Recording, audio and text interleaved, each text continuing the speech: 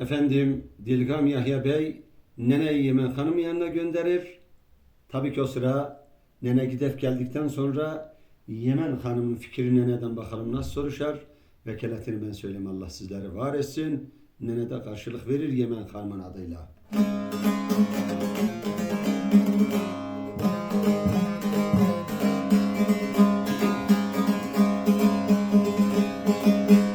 Kasıfdı beyza bura balam arzu haylımı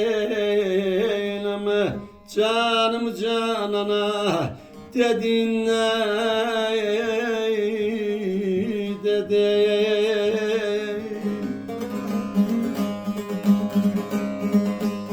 Yarın mahcamalı zülfümüz azap, kaşlar kemana dedin dedin dedi.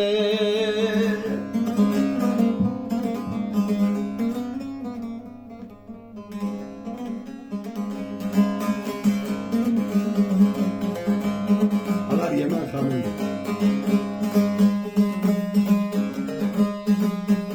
Meleğim ben şurana bala kıldım Erzuhal danışmasın aklı efsane dedi.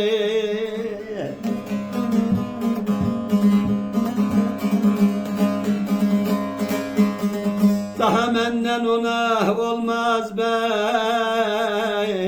fedar, dolansın dünyayı 100 sene dedi bana ceyranım.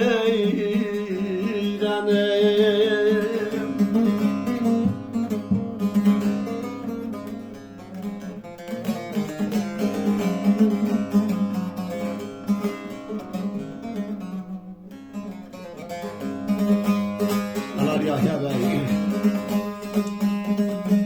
Yar ya doldu menden bu yana teki düşmüşem çöllere kervanı teki.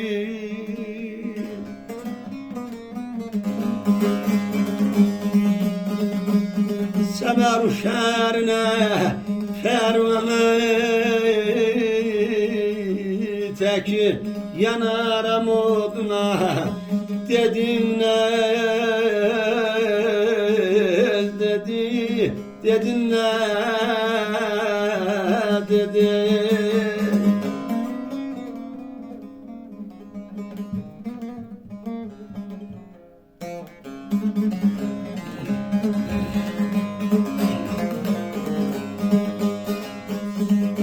Alar Yemen Hanım.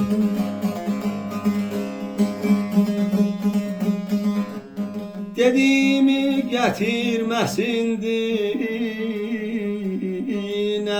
hasret kalsın mensonların teline.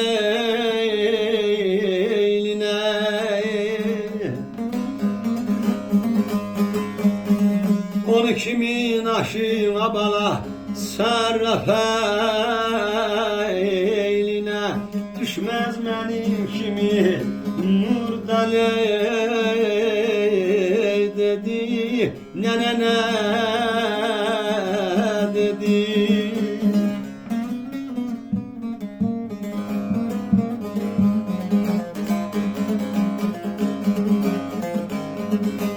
Allah Dilgam Bey. Der bele yasemen zülühler layla layla layla layla layla döşelif sana zülüf zihnet verir elvalı tay.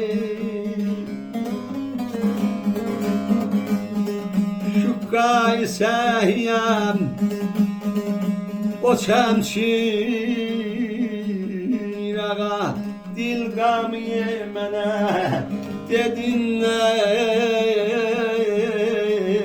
dedi ne dedi.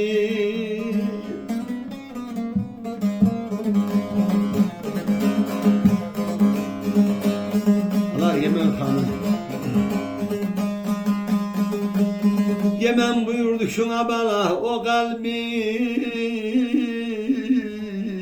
kara kohum kardeşli şehdirem dara. İki kol bağlı çeşmişen et para attıram dil gamı zindana dedin ay balam attıram dil gamı zindana ya